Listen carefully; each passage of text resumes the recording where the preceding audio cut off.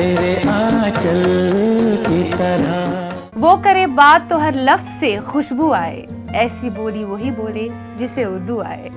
वाह, ये शेर जब याद आता है तो जहन में नाम आता है उस एक शायर का जिसने इसमें अपनी अल्फाज की जादूगरी दिखाई। ना सिर्फ अदबी हलकों में वो बहुत मशहूर है, बल्कि माया नाज शायर के साथ साथ वो नामवर और नामचीन गीतकार भी हैं। हम आज ख़ास मुलाकात में उन्हें दावत दिए हुए हैं। वो है नन अदर देन अपनी हिंदुस्तानी सिनेमा के जाने माने नगरनिगार, जिनका नाम है अहमद वसी साहब। बहुत बहुत खैर मकदम है आपका हमारे ख़ास मुलाकात। अहमद वसी साहब, खुशबू जो आपने अपने गीतों में छलकाई, अल्फाज की जादूगरी जो तब सीतापुर से शुरू हुई थी, बचपन से जो शुरू हुई थी, फिर लखनऊ में जवान हो गई वो मेरे साथ ही जवान हो, आपके साथ ही जवान हो गई। उसके बाद मुंबई आपने रुख किया और अभी भी इस उम्र में भी आप लिख रहे हैं। फिर उसी मोड़ पर आपकी फिल्म हमारे सामने आ रही है अभी, लेक टंडन की, जो अब हमारे बीच नहीं रही। बहुत अच्छा लग रहा है ये सुनकर कि आपने बचपन से शुरुआत की थी और आज भी आप लिख रहे हैं और अदबी शायरी के साथ साथ आप फिल्मी शायरी भी अभी कर रहे हैं। काफ़ी अच्छा लगता है सुनकर। देखिए, ऐसा है कि फिल्में तो बहुत कम लिखी मैंने, ज़्यादा नहीं लिखी। ये मेरी रिलीज़ होने वाली 10वीं फिल्म है जी। फिर उसी मोड़ पर जो आएगी करीब अनकरीब रिलीज़ होने वाली। हाँ, कुछ कोशिश की है अल्फाज जोड़ने की शायरी में, लेकिन फिल्मों से इसलिए आपने किनारा किया वो जानबूझ के नहीं था, क्योंकि आप विविध भारती के साथ जुड़े थे काफी सालों तक, 36-37 सालों तक आपने काम किया वहाँ पे। बिल्कुल जी। क्योंकि देखिए, ऐसा है कि यहाँ की ज़िंदगी आपको मालूम है, बम्बई की ज़िंदगी बड़ी जिद्दोजहद की ज़िंदगी है और एक वक्त में एक आदमी एक ही काम कर सकता है, बल्कि ऐसा है कि यहाँ किसी से मिलने के लिए पूरा एक दिन जाता है जी। तो ऐसे में ये मुमकिन नहीं था, बीच में गैप आ गया। और मेरी खुशकिस्मती ये रही कि मैंने कम ज़रूर काम किया, लेकिन अच्छा काम किया और अच्छे लोगों के साथ काम किया। चाहे ये वो ओपनर, एक और खुशनसीबी है, चाहे वो ओपनर साहब हो, चाहे ख़याम साहब हो, चाहे बपीदा हो। जी। खैर, ओपनर के साथ आपकी दीवानगी बहुत अच्छी रही और साथ ही साथ वो दीवानगी शुरू हुई थी साहिल लुधियानवी साहब के साथ। सीतापुर से जब आप निकल के आए, क्योंकि घर का आपका माहौल अदबी तो था ही, आपके वालिद साहब मजहबी शायर थे, लेकिन रोमांटिक शायरी के साथ कुछ ज़्यादा लगाव उनका नहीं था। तो सुना है कि इस बारे में काफ़ी कुछ इख्तिलाफात हुए थे। नहीं, इख्तिलाफ बिल्कुल नहीं था। वो ऐसा था कि मैं डरता था क्योंकि मैं ऐसी चीजें लिखता हूँ, पीटा ना जाए घर जी, कहीं थप्पड़ न पड़ जाए या, मगर वो इस किस्म के नहीं थे। कभी उन्होंने घूरा भी नहीं, जिसे कहते हैं ना, डांटना या मारना तो बड़ी चीज़ है, किसी मामले में कभी घूरा, बहुत ही यानी शफकत से पेश आते थे, नरमी से पेश आते। हाँ, लेकिन मैं लिहाज करता था सादतमंद बेटे की हैसियत से तो इसलिए मैं बचता था कि उनको अपनी चीज़ें न दिखाओ, उनको न सुनाओ अपनी चीज़ें, क्योंकि उनका अलग रंग था, मेरा अलग रंग था। लेकिन हुआ ये कि मैं जब लखनऊ आया तो नया दौर फिल्म आपने देखी थी। जी, वो तो नया दौर तो वो तो लंबा किस्सा है, वो हम जरूर सुनना चाहेंगे। नया दौर का किस्सा जब चैलेंज किया था आपने अपने दोस्तों को, मैं जरूर सुनाऊंगा। वो हुआ ये कि लखनऊ जब आके रहने लगे तो जितने मेरे हमउम्र थे, कुछ मुझसे बड़े भी लोग थे, कुछ कहीं मुलाजमत कर रहे थे, कुछ यूनिवर्सिटी में थे, कुछ कॉलेज में थे, लेकिन वो तकरीबन सीतापुर के आसपास के और सीतापुर के ही लोग थे। तो एक तरह से रिश्तेदारी भी, अजीज़दारी भी थी, तो एक बेतकल्लुफ़ी भी थी। और पिक्चर देखने साथ जाया करते थे, क्योंकि साथ वापसी होती थी। कोई काम कहीं कर रहा है, कोई कहीं कर रहा है, लेकिन सब शाम हुई और अगर प्रोग्राम है सिनेमा हॉल का तो सब सिनेमा हॉल पे खड़े मिलेंगे। उस ज़माने में तो थिएटर जाना ही बहुत बड़ी बात होती थी और सिनेमा देखने के लिए पूरा एक प्रोग्राम बनाया जाता था। और चूँकि हम लोगों का ख़ानदान जो था पर्दा हुआ करता था, पर्दे का रवाज था जी। और उस ज़माने में फिल्में देखना जो थी औरतों के लिए बहुत मायूब समझा जाता था। मगर अगर कोई साफ़ सुथरी अच्छी फिल्म आई तो जाओ देखो, तो रिक्शा में पर्दा बांधा जाता था। और वहाँ सीतापुर में तो लेडीज क्लास अलग हुआ करता था। मैंने ये सुना है कि जब नया दौर फिल्म आपने अपने दोस्तों के हमरा देखी जी, थी, जी। तो जब क्रेडिट्स में एंड क्रेडिट्स में नाम आया साहिर लुधियानवी साहब का, जी, जी। तो आपने अपने दोस्तों से ये कहा था कि एक दिन मेरा नाम भी क्रेडिट्स में आएगा, तो बिल्कुल। उन्होंने बिल्कुल मजाक में लिया था। वो बिल्कुल अचानक हुआ। नहीं, मेरे जहन में कीड़ा तो था यूँ कहना चाहिए, कीड़ा तो था, क्योंकि मुझे उस ज़माने में देखिए एक्टर याद रहे ना रहे, म्यूजिक डायरेक्टर याद रहे ना रहे, डायरेक्टर याद रहे ना रहे, उसका नाम याद रहे फिल्म के, लेकिन लिरिक राइटर का नाम हाँ, अगर किसी फिल्म में 3-4 लिखने वाले हैं गीत, तो कौन सा गाना किसका ये भी मुझे याद रहता था। तो इतना मुझे लगाव था उस चीज़ से। तो जाहिर है कि साहिर साहब के उन दिनों गीत जो थे बड़े ज़ोरों पे चल रहे थे और मशहूर थे, और उनकी नज़में, उनका एक अदबी रंग जो था वो असर करता था हम लोगों पे, क्योंकि हम लोग अदब से ही जुड़े थे। जी हाँ, मेरे पास अंग्रेज़ी अदब भी था और उर्दू अदब भी था, तो मैं 2 अदब का आदमी, और इस तरह उर्दू अदब से तो ख़ास लगाव भी था। साहिर साहब ने बहुत मुतासिर किया शुरू में भी, और उनकी चीज़ें भी पढ़ी थी, और बहैसियत फिल्मी गीतकार वो मेरे सबसे फेवरेट पसंदीदा थे। तो ये हुआ कि साहिर लुधियानवी के गाने हैं, ओपी नैयर का म्यूज़िक है, तो फिल्म देखी जाए। और जब फिल्म देख रहे थे तो जब लिरिक्स बाय साहिर आया, साहिर लुधियानवी, तो पता नहीं कैसे निकल गया कि एक दिन इसी स्क्रीन पे मेरा नाम आएगा। अब जो म्यूजिक डायरेक्टर के साथ हाँ, ये बाद में कहा। जब घर पे आ गए तो उसी वक्त लोगों ने ताड़ना शुरू किया, एक दूसरे को देखने लगे, और उसके बाद मुझे देखते थे, मुस्कुराते थे। मैं समझ गया कि आज खिंचाई होने वाली है। उसके बाद जब हम लोग अपने ठिकाने पे पहुँचे तो वहाँ ये सब बाकायदा खुल गए, और खुल के कहने लगे कि आप तो उड़ने लगे हैं, अब आप रिसालों में छपना अलग बात है, नज़्म छप गई, गज़ल छप गई, ये वो, तब आप तो फिल्मों में भी आप सोच रहे हैं कि। तो मैंने कहा चलो ये भी तो कह ही दिया, मैंने कह ही दिया है कि मैं एक दिन फिल्मों के लिए लिखूंगा और इसी स्क्रीन पे मेरा नाम आएगा। चलो ये भी कह देता हूँ कि एक दिन ओपी नैयर के साथ लिख के दिखा दूंगा।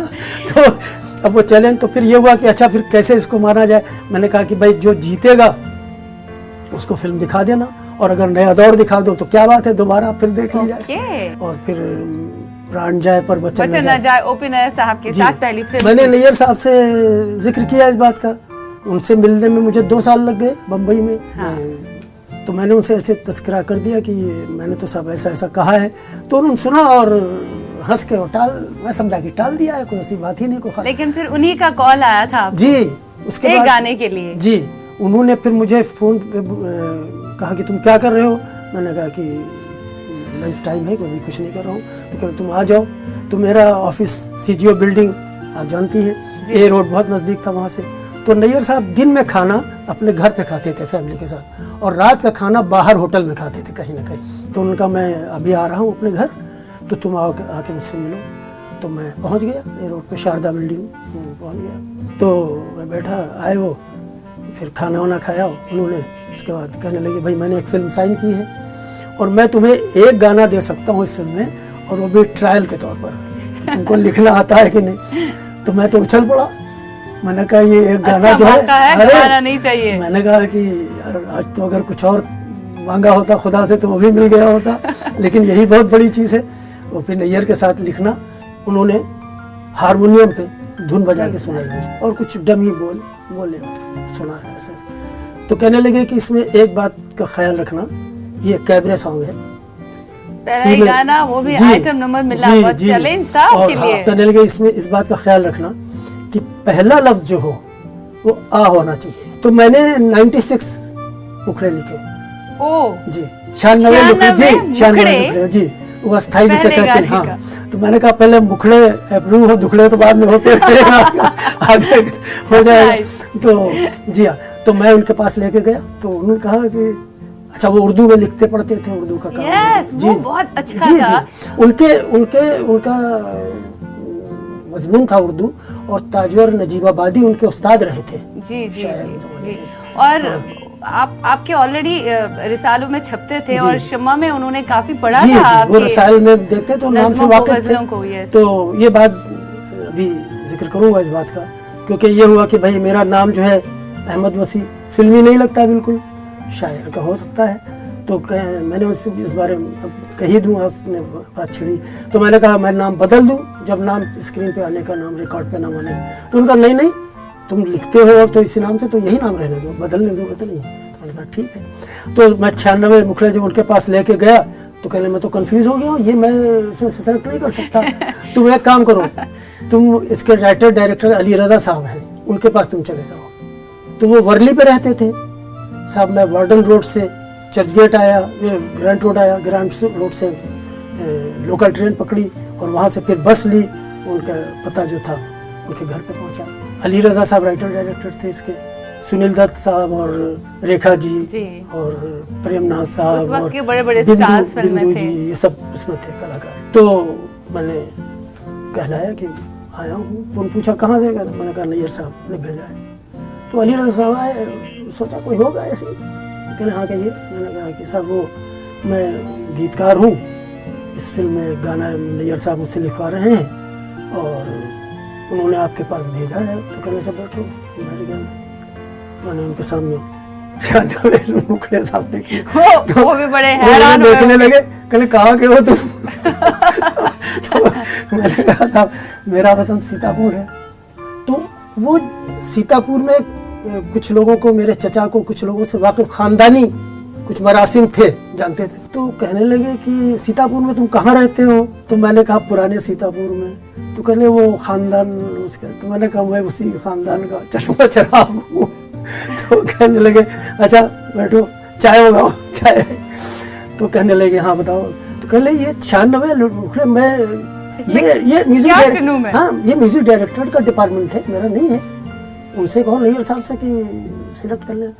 तो मैंने कहा साहब मैं इतनी दूर से आया हूँ, नैयर साहब ने आपके पास भेजा है, तो आप अगर एक भी गत का है आपके हिसाब से, आपकी सिचुएशन जानते हैं, आपने लिखा है, आप सिचुएशन जानते हैं, आपकी कहानी है, आप डायरेक्शन करिए, तो आप एक भी अगर सही है तो टिक कर दीजिए। तो उन्होंने शायद 2 या 3 पे टिक मार कर, उसमें से नैयर साहब ने आके दर्द जमा है ये सिलेक्ट किया और फिर इसे आशा भोसले जी ने अपनी आवाज में गाया और इसी गाने से की रिकॉर्डिंग से मुहूर्त हुआ फिल्म। आपके दर्द जमा है सजना है, रात का इशारा है, प्यार ने पुकारा है, रात का इशारा है, प्यार ने पुकारा है, बाहों में ले ले मुझे। आपको बहुत अच्छा मौका मिला अच्छे म्यूजिक मेरे साथ यही हुआ है कि मैंने बहुत काम किया, मगर बहुत अच्छे लोगों के साथ काम किया लेकिन अच्छे लोगों के और साथ बहुत यादगार काम किया। अब हम ये नहीं कह सकते, हो सकता है आप बहुत सारी फिल्में लिखते लेकिन बीच में ये था कि आप मुलाजमत कर रहे थे विविध भारती में, तो वो एक बीच में आ जाता है, थोड़ा गैप तो वजह से गैप तो आ और क्या हुआ था कि कुछ ट्रेंड भी बदल रहा था, कुछ गानों का मिजाज बदल रहा था और मैं उस मिजाज से हम आहंग नहीं हो पाता था, उस मिजाज से हम आहंग नहीं हो रहा था। मुझे ऐसे ही म्यूजिक डायरेक्टरों की तलाश थी, जैसे खयाम साहब है, जैसे चित्रगुप्त जी थे जी, उनके साथ तो आपने फिल्म की। और अजीब इत्तेफाक है कि उनके साथ जो मैंने गाना लिखा वो तलत साहब का आखिरी गाना है। तलत महमूद साहब का आखिरी गाना था, आप ही का लिखा हुआ। बिल्कुल सही। गानों की अब बात आ गई है, जिक्र छिड़ ही गया है, शाम रंगीन हुई वो तो बड़ा यादगार गाना है। तेरे आंचल की फिल्म कानून और मुजरिम को लोग इस गाने की वजह से जानते हैं। क्या बात, बिल्कुल सही, बहुत ही पॉपुलर। सुरेश वाडकर जी का शुरू का जो उनका कैरियर था, शुरुआती दौर का भी गाना था और उन्हें भी ये गाना बहुत पसंद है और बहुत अच्छा गाया है, कमाल क्या है। आपके साथ तो बातें जारी रहेंगी, फिलहाल लेना पड़ेगा एक छोटा सा ब्रेक, लेते हैं खास मुलाकात का ये ब्रेक, मिलते हैं इस ब्रेक के पार।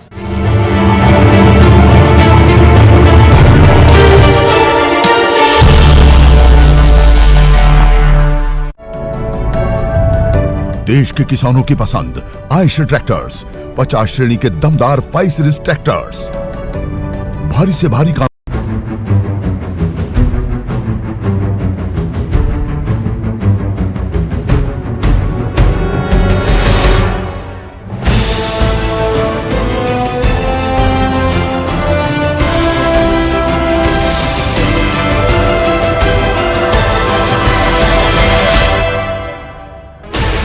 16 channels, 15 languages, 26 states, 1200 plus reporters, 66.9 crore viewers. India's largest news network, News 18 Network.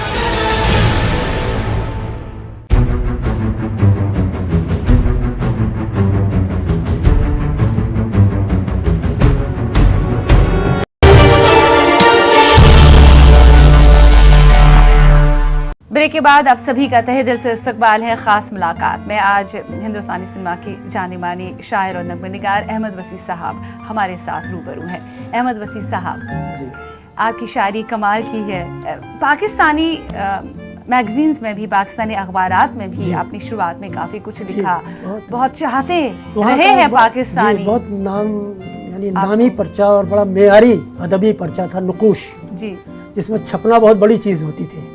तो उसमें भी छपी हुई चीज़ें उस ज़माने के फनकार, अफकार और दूसरे रसायल आते थे वहाँ के, और हिंदुस्तान के तो तकरीबन सारी रसायल। अदबी काम तो खूब आपने किया है, बहुत सारा अदबी काम आपने किया है।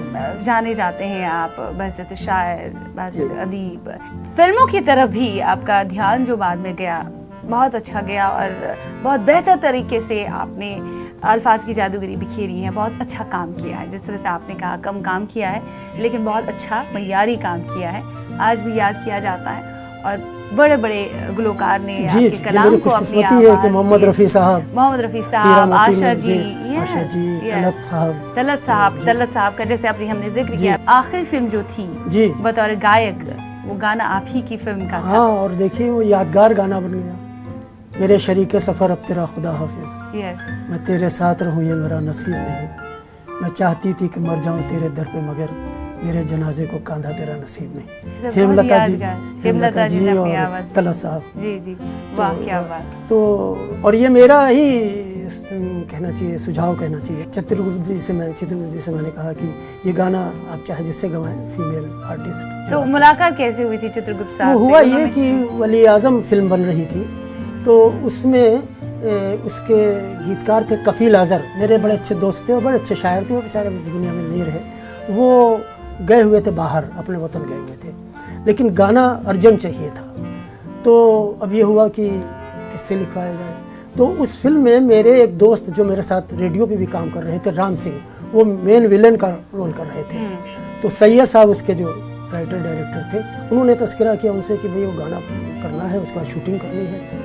तो गाना, तो उन्होंने कहा कि भाई मेरे साथ काम करते हैं अहमद वसी साहब, उन्होंने नैयर साहब के साथ काम किया है, और उनका गाना वो सी अर्जुन साहब के साथ शाम रंगीन नहीं बहुत मशहूर है ये, तो एक बार उनको भी ट्राई कर लीजिए। कहने एक दो लोगों से मैंने ट्राई किया, सैयद साहब बोले, अगर मुझे जमा नहीं, तो कहने उनको ट्राई कर लीजिए। तो कहने उनको ले आइए। सैयद साहब ने कहा राम सिंह साहब आप बाहर जाइए, मैं इनसे कुछ प्राइवेट बात करना चाहता हूँ। तो मैं भी चौंका कि क्या इतना क्या। खैर उनका एक कैबिन था, सुन रहे हैं।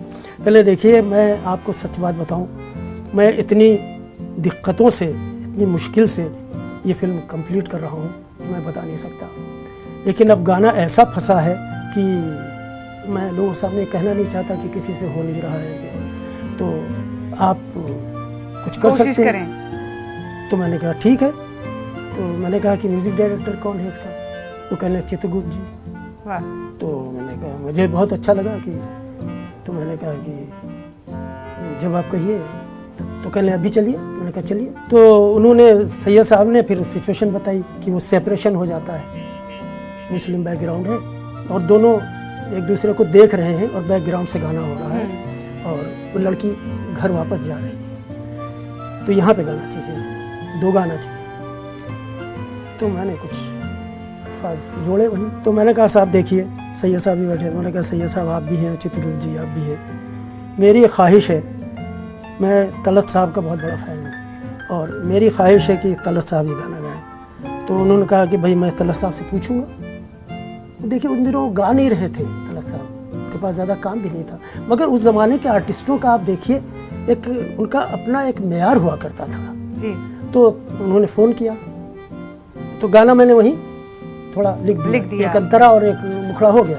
तलत साहब ने कहा कि भाई मैं पहले लिरिक्स देखूंगा। तो मेरी तो आजमाइश का इम्तिहान हो गया मेरा। मैंने कहा यार आज पास होना है, फेल नहीं होना है। तो उन्होंने कहा, आनंद या मिली उनके जो बेटे हैं कोई, उनसे कहा कि ये लेके तुम तलत साहब के साथ चले जाओ। तलत साहब के पास गया तो मेरा तो दिल धड़क रहा है, Butterflies, पसीने घूम रही छूट रहे है। हैं जी हाँ, कि भाई देखो क्या होता है, अगर इनकार कर दिया तो मैं तो गया। और सारा दारोमदार डायरेक्टर भी पसंद करेगा कि नहीं पसंद करेगा। तो ऐसे नज़ीर हुसैन साहब ने बड़ी तारीफ़ कर दी, सुन के बोल सुन के बहुत अच्छे ये जो सिचुएशन, वो भी उसमें काम कर रहे थे जी जी नज़ीर हुसैन साहब, उनको मालूम थी सिचुएशन। वो लड़की के बाप बने हुए थे, लड़के के बाप बने हुए थे, दिनेश ठाकुर उसमें जी बने हुए जी। थे। तो उधर से फ़ोन आया कि मैं गाऊंगा, मैं कहा पास हो गया, उन्होंने हामी भर दी है बस। डिस्टिंक्शन मिल गया मुझे। तो मतलब आपकी जिंदगी में जो जो भी आपकी ख्वाहिशात थी वो सारी पूरी हो गई। बहुत अच्छा लग रहा है कि अब आप आजकल भी काम कर रहे हैं, फिर उसी मोड़ पर। आज बहुत ज़रूरत है आज के दौर में शायरी की, देखिए क्योंकि अब बड़ा शायरी का मय्यार जो है, जैसे मैं हर एक नगमनिगार से आजकल बात कर रही हूँ, मैं कह रही हूँ कि शायरी का मय्यार जो है फिर से वैसा वसी होना चाहिए। अब जैसे लेक टंडन जी हैं या खयाम साहब हैं, ये लोग तो कहते हैं कि हाँ लिखिए अच्छा। खयाम साहब तो मतलब कोशिश करते हैं कि द बेस्ट आदमी से निकाल सके, जो रेशम है वो निकाल लें जी खयाम साहब की। तो और करवाते हैं वो, इतना इंस्पायर करते हैं वो, और इस तरह लिखवाते हैं कि अच्छा से अच्छा निकल आता है। लेकिन आजकल तो एक आध जगह जैसे काम करने गए तो पहले कह दिया जाता है देखिए शायरी मत कीजिएगा, गाना लिखिए। तो बताइए कहाँ से अच्छा गाना होगा? शायरी नहीं होनी शायरी नहीं चाहिए। कीजिए, गाना लिखिए। खैर आप तो फिर इसी मोड़ पर शेर व शायरी ही दिखा रहे हैं उसमें। हाँ जी हाँ बिल्कुल। उसमें मेरे 3 गाने हैं और ये लेक टंडन जी की आखिरी फिल्म है और इसका मौजू भी 3 तलाक है। और इंशाल्लाह फिल्म जल्द ही रिलीज़ होने वाली है, तैयार है। और मुझे उम्मीद है कि एक हल्का इसको ज़रूर पसंद करेगा।